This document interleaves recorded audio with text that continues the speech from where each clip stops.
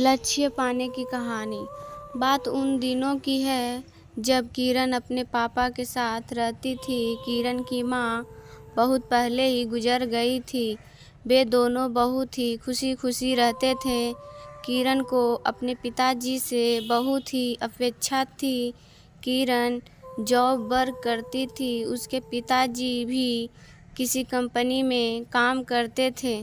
हफ्ते में एक दिन दोनों का छुट्टी रहता था।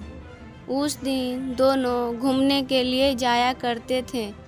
एक दिन किरण और उसके पापा दोनों कार में घूमने के लिए निकले थे। किरण कार ड्राइविंग कर रही थी। अचानक रास्ते में तूफान आ गया। किरण अपने पिताजी से कहती है, पापा चलो वापस घर लौट जाते हैं, यहाँ तूफान आया है। उसके पिताजी किरण से कहते हैं, नहीं बेटा तुम आगे गाड़ी चलाओ। किरण फिर आगे गाड़ी चलाने लगती है। आगे तूफान और भी गहरा हो जाता है। कुछ गाड़ियाँ रास्ते पर ही खड़ा हो गया था। तभी किरण अपने पिता से कहती है, पापा तूफान काफ़ी तेज़ हो गई है और यहाँ पर गाड़ियाँ भी खड़ा हो गई है।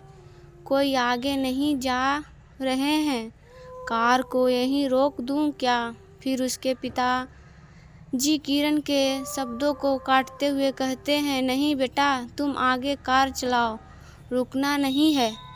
किरण अपने पिताजी से बहुत अपेक्षा करती थी। वह गाड़ी नहीं रोकी। आगे जाने पर तूफान एकदम सा थम गया था। फिर उसके पिताजी कहते हैं, बेटी अब तुम कार रोक सकती हो, और नीचे उतरने के लिए कहा। किरण ने कार रोकी और नीचे उतरकर पिताजी से सवाल किया कि क्यों अभी कार रोके हैं, पहले क्यों नहीं?